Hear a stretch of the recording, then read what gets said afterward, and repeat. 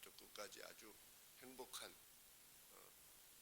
말씀으로만 가득 차 있는, 야, 복음이 여기 있구나, 이런 생각이 드는, 처음 읽을 때는 야, 이게 말이 좀 어렵다, 이렇게 생각이 들었습니다. 유다 백성은 지금 죄악으로 인해서 하나님의 징계에 직면했는데 아시리아가 와서 예루살렘을 둘러쌌다고 했지요. 그래서 이미 유다 지역에 있는 성들을 다 공격해가지고서 한 20만 명이 넘는 유다 사람들을 벌써 사로잡은 상태, 포로가 된 상태에서 이제 마지막 남은 예루살렘으로 공격해 온 것인데, 히스기야가 우리가 조공을 바치겠다 그랬는데도 아시리아가 그거 가지고는 족하지 못하다. 내가 너를 반드시 욕보이마, 이렇게 하니까 히스기야가 그 다음에야 비로소 하나님의 성전에 나아갔습니다. 참 우리 히스기야도 그랬던 겁니다. 초반에는 사람이 할 수 있는 데까지 이렇게 하면 되겠거니 이렇게 되겠거니 이러다가 정 안 되니까 하나님 앞에 나오게 되죠. 자주 바랄 데가 없는 상황이 되는 것은 하나님의 특별한 자비의 결과라는 것을 우리가 알게 됩니다. 뭐라도 좀 붙잡을 게 있으면 하나님 찾지 않고 거기부터 먼저 붙잡으니까 하나님께서 모든 것을 제거하시는 겁니다. 제거하시고 오직 손을 들어서 하나님만을 구할 수밖에 없게 되는, 그래서 나중에 히스기야가 그들이 보냈던 편지를 가지고 하나님 전에 나와가지고서 이런 편지를 우리가 받았습니다, 보시옵소서, 이래가지고 하나님 앞에 펼쳐놓지 않습니까? 그러면서 용서를 구하죠, 하나님 앞에. 히스기야 개인이 잘못한 것은 아닐지 몰라도 왕으로서 어떤 총체적인 대표로서 마치 아담이 인간을 대표해서 그렇게 행했던 것처럼 이렇게 호소했을 때 비로소 하나님께서 아시리아군을 물리치겠다, 이런 말씀을 허락해 주셨습니다. 그 내용이 이제 우리 열왕기 한 내용이 있지 않겠습니까?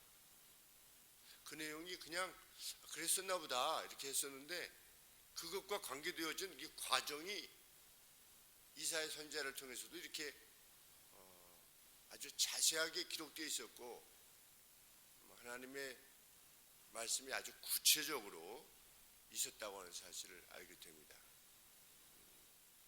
그래서 하나님께서는 그들이 일시에 물러가게 될 것이다. 그래서 12절 말씀에도 민족들은 불에 굽는 횃돌 같겠고 베어서 불에 사르는 가시나무 같이 이렇게 내가 행하는 불에 의해서 살라져 버릴 것이다. 너희 먼데 있는 자들아 나의 행한 것을 들으라. 너희 가까이 있는 자들아 나의 권능을 알라. 그러니까 아시리아도 알게 되겠고 남유다도 알게 될 것이다, 이렇게 외칩니다.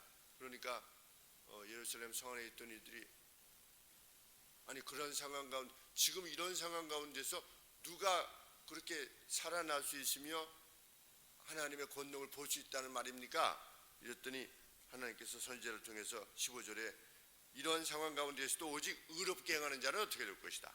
그에게 내가 높은 산성이 되어주고 방패가 되어줄 것이다. 1차적으로 우리가 알게 되는 것은 재난 가운데서도 하나님을 의지하는 자에게는 하나님께서 피난처와 방패가 되어주시겠다. 재난 가운데서도.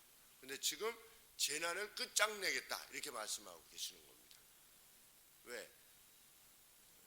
예루살렘 백성들과 히스기야 왕이 하나님 앞에 호소하는 손을 내밀었기 때문에. 히스기야가 그렇게 명하지 않습니까?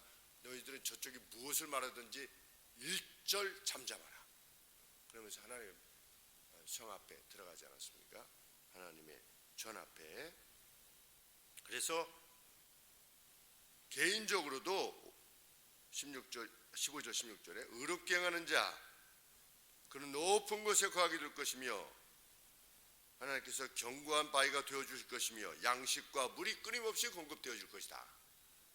1차적으로 누구라고 그랬습니까? 다니엘과 같은 인물들, 느헤미야 포로되어져 간 상태에서도 거기에서도 총독을 하는 모르드게, 또 에스더, 하나님께서는 그렇게 원수의 수도에 잡혀가 있다 할지라도, 이역만리 잡혀가 있다 할지라도 내가 거기서도 너희의 방패가 되어줄 것이다. 그것이 하나님께서 약속하신 바인데, 계속해서 이제는 그 재난 자체를 끝내시겠다 하는 내용을 언급하고 계시는 것입니다.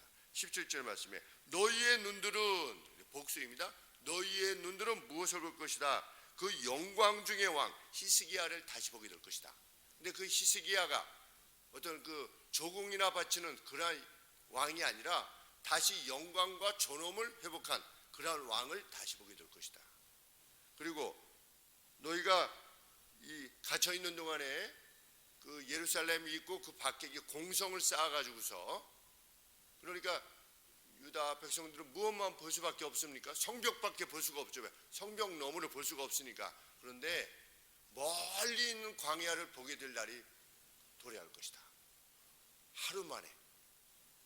그랬죠? 우리 내 나귀 머리가 이만큼 될 거다. 비둘기똥, 이거 비둘기똥이라고 하는 어떤 식물, 그 식물이 그렇게 싸게 될 것이다. 내일 그렇게 될 것이다 라고 했더니, 대신이 하늘에 창을 내신들 그렇게 갑자기 싸질 리가 있느냐? 그랬더니 네가 보기는 보지만 먹지는 못할 것이다. 그래서 밟혀 죽지 않았습니까?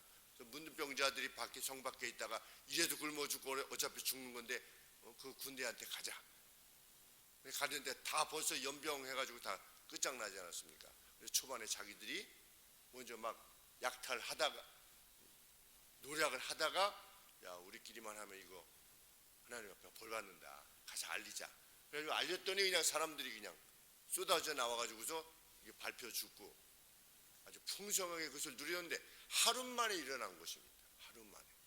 그러니까 참 이것이 하나님의 전능이요 자비인데, 우리가 이건 도저히 어쩔 수 없다라고 하는, 아이를 잘 잡아먹어야만 되는 이러한 상황이라 할지라도 하나님이 원하신다면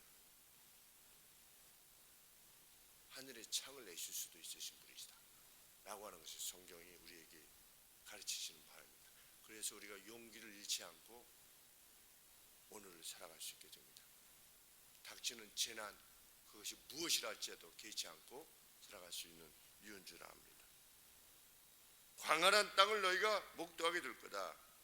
너희 마음에는 두려워하던 것을 생각하여 내리라.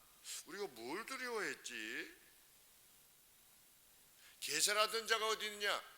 아시리아가 막 조공하는 그 관리, 조공을 받으려고 막 너 얼마네 라고 하는, 너 안 내면 너 죽일 거야, 아니면 뭐 포로 잡아갈 거야 라고 했던 계산하던 관리가 어디 있느냐? 그리고 공채를 측량하던 자가 어디 있느냐? 금이나 은을 받기 위해서 무게를 다는 자, 이러한 자들이 어디 있느냐 하게 될 것이다. 그리고 포위 작전을 위해서 망대의 수를 계산하던, 이 망대가 타워잖아요. 이 타워를 세워가지고 예루살렘 성을 이렇게 공성을 쌓아가지고 그 안으로 이렇게 공격하게 만드는 그러한 타워를 계산하던, 망대를 계수하던 자가 어디 있느냐? 하룻밤 사이에 그냥 끝장날 것이라는 겁니다.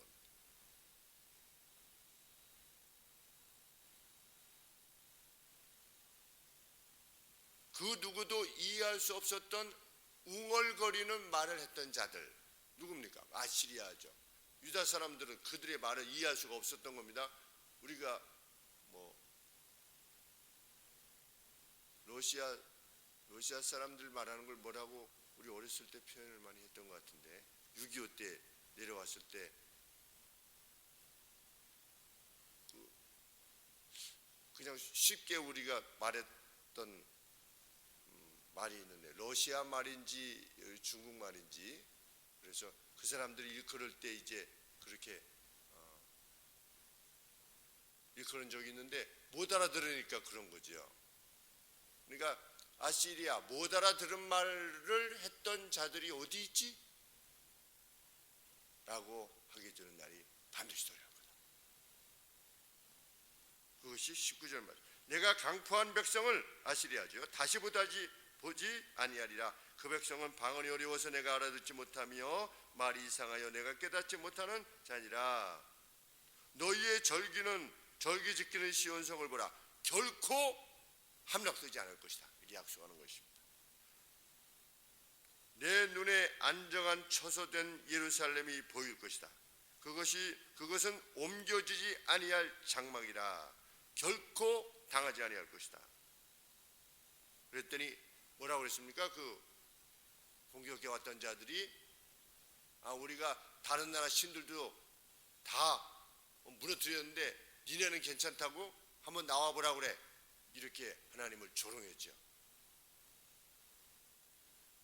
그런데 이 하나님의 텐트는 어떻게 될 것이다. 그 말뚝이나 그 텐트를 칠 때의 말뚝이나 그 줄이 하나도 끊어지지 아니할 것이다. 내가 보호할 것이다. 이렇게 하나님이 약속하시는 겁니다. 왜? 회개하여 손을 하나님 앞에 들었으니까. 21절에 여호와께서는 거기 위험 중에 우리와 함께 계시리니. 이게 참 마음이 막 뭉클해지는 말씀입니다. 거기 어디입니까? 예루살렘. 예루살렘에서 뭘 했는데요? 유다 백성들이 죄악만 저질렀는데 한 사람도 참 없을 만큼 그렇게 죄악을 저질렀는데도 여호와께서는 거기 위험 중에 하나님의 이름이 있는 그 성 위에 우리와 함께 계시리니 그것은 마치 노자라는 배나 큰 배가 통행치 못할 넓은 하수나 강이 둘림 같을 것이라. 이 무슨 말씀인가? 왜? 아니 넓은 하수나 강인데 뭐가 못 다닌대요? 노지라는 배나 큰 배가 통행치 못한대요. 이상하다. 왜? 넓은 물인데 이렇게 통행하지 못한다는 말인가? 여기서 말하는 이게 뭐냐면 해자를 말합니다. 해자가 뭐냐면 이렇게 성이 있는데 원수가 들어오지 못하도록 이 성 주위로 물을 파는 겁니다. 물길을. 일정한 공간을 이렇게 물을 이렇게 둘러가지고서 원수가 이렇게 들어오지 못하도록. 그런데 하나님 자신이 뭐가 되어주시겠다? 해자가 되어주시겠다. 그래서 그 어떤 배도 노젓는 배 이런 배 가지고서는 도저히 가까이 올 수도 없는 그런 넓은 바다와 같은 그 해자가 되어주시겠다. 아이고 얼마나 장엄한 말씀인지 알 수 없습니다. 우리를 두르시는 겁니다. 하나님은 자기 백성을 두르시는 겁니다. 원수들이 침범하지 못하도록. 그래서 주 나의 목자시니 두려워할 것이 없다. 여호와가 나의 목자시니 내게 부족함이 없으리로다 하시는 말씀이 바로 그 말씀이죠. 위기에 직면했어도 왜 그러하느냐? 22절에 되죠. 왜냐하면 여호와께서 우리의 재판장이시오, 여호와께서 우리에게 율법을 주신 자시오, 여호와께서 우리의 왕이시기 때문이다. 누구 쩌찌인 겁니다. 쩌찌. 하나님이 우리의 재판장이신 거예요. 그리고 율법을 주신 자이시고 그리고 왕이세요. 그러면 이것은 신정국가를 말하는 거지요. 우리는 누구의 통치를 받는 이들이다. 율법을 주신 분이시요 판단자이시요 왕이신, 우리의 왕이신 하나님의 통치를 받는 백성이기 때문이다. 그래서 하나님이 자기 통치를 받고 자기의 법이 있는 그 나라를 반드시 지키실 것이다. 오늘로 치면 무엇입니까? 우리의 조국은 무엇입니까? 하나님의 나라지요. 하나님의 나라. 하나님의 나라를 지키실 것이다. 세상의 원수들이 아무리 덤벼도 우리 주일 저녁에 이명희 전사님 요한계시록 통해서 주신 말씀, 그러니까 성경 말씀은 아주 일관된 것입니다. 하나님께서 자기 백성을 반드시 지키실 것이다. 그것을 다니엘에게 보여주시지 않았습니까? 바벨론이 덤벼도 까불지 말라. 페르시아가 덤벼도 까불지 말라. 제가 이번에 그 데카폴리스 주일 말씀드리지 않았습니까? 데카폴리스가 이렇게 돼 있었다고 그랬죠. 이렇게 데카폴리스가. 그런데 그때 당시에 이 지도를 보니까 데카폴리스는 이렇게 돼 있고 요 옆에는 또 뭐가 있고 여기는 뭐가 있고 그리고 여기 유다 요만하게 있고 여기 사마리아 요만하게 있고 그리고 나머지도 여기도 뭐가 있고 여기도 뭐가 있고 무수히 많은 한 열 몇 개 되는 요 조그만 공간에도 열 몇 개 되는 어떤 고대의 도시국가로 연합되어진 어떤 그 동맹 이런 것들이 이렇게 있는데 어디만 남았습니까? 이스라엘만 남은 겁니다. 지금까지. 놀라운 일이 아닐 수 없습니다. 이스라엘은 뭐 오늘도 우리가 알다시피 경상남북도 정도 합친 것이라고 하지 않습니까? 이게 크기 자체가 지금도. 그래서 이스라엘 정말 가보니까 지명이 나오면 우리는 뭐 멀리 어디 뭐 부산 뭐 어디 그냥 다 보이는 데예요. 산 위에 올라가면 거기가 다 보여요. 막 20km 이게 막히는 게 없으면 멀리 보이지 않습니까? 다 보이는 곳이에요. 그러니까 그렇게 큰 나라가 아니라 아주 소국이지요, 정말. 그런데도 하나님이 어떻게 하신 겁니까? 내가 지킬 것이다. 바벨론 갈 때 페르시아 같은 경우는 뭐 인도까지 장악하지 않았습니까? 저 아프리카까지 이렇게 다 장악했는데도 그렇게 큰 나라였는데도 페르시아도 갔습니다. 알렉산더 대왕의 그 헬라 제국도 가고 로마 제국도 가고 다 가지 않았습니까? 근데 하나님이 이스라엘을 남겨두신 겁니다. 메시아를 위해서. 놀라운 일이 아닐 수 없죠. 실로. 내가 지킬 것이다. 왜? 내 나라니까. 나의 이름이 있는 나라니까. 대적하는 자들은 끝날 것입니다. 개인적으로도 끝나고 그 국가로도 끝날 것입니다. 참 중국에 한 1억 5천만 명 정도의 우리 그리스도인들이 있다고 말씀을 듣는데 참 중국이 다시금 저렇게 몰락의 길을 가는 것을 볼 때 그 안에 계신 성도들을 볼 때 참 이거 어떻게 하나 이런 마음이 참 안타깝게 드는데 그 수장이라고 하는 자가 저렇게 십자가를 불태우고 교회를 폭발시키고 이러는데 하나님께서 그 나라를 그냥 그래 너희들은 잘 된다 이렇게 하시겠는가?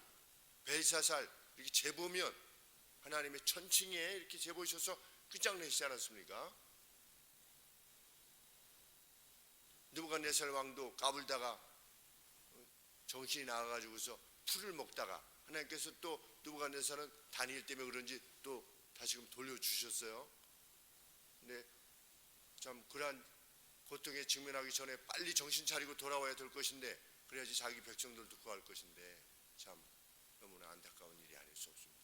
오늘 우리나라도 마찬가지예요. 하나님을 대적했던 우리들이 있죠. 예배 드린다고 체포조를 동원해가지고 했던 하나님께서 그들을 가만두실 것인가? 이 성경 역사를 보면 결코 가만두시지 않는 것입니다.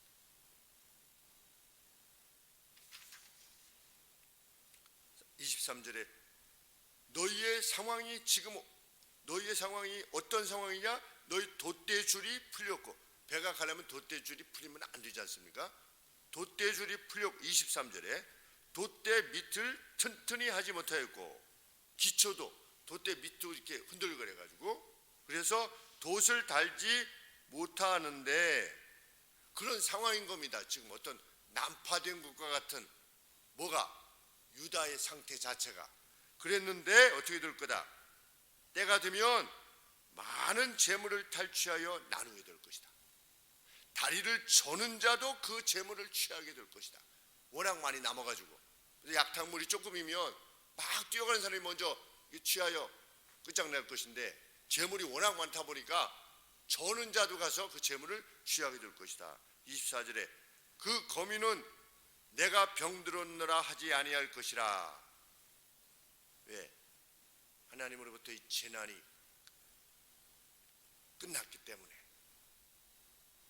하나님께서 죄를 용서하시고 다시금 하나님의 품에 품었다라고 하는 증거로 그 노량물을 허락해 주실 것이기 때문에 다시는 예루살렘에 뭐가 없게 될 것이다. 내가 아파요 라고 하는 사람이 없게 될 것이다. 우리 교회의 상황이 그렇게 되기를 하나님 앞에 구하고 있는 것입니다. 하나님의 전지와 전능은 무엇입니까? 교회 내 아픈 사람이 하나도 없는 겁니다.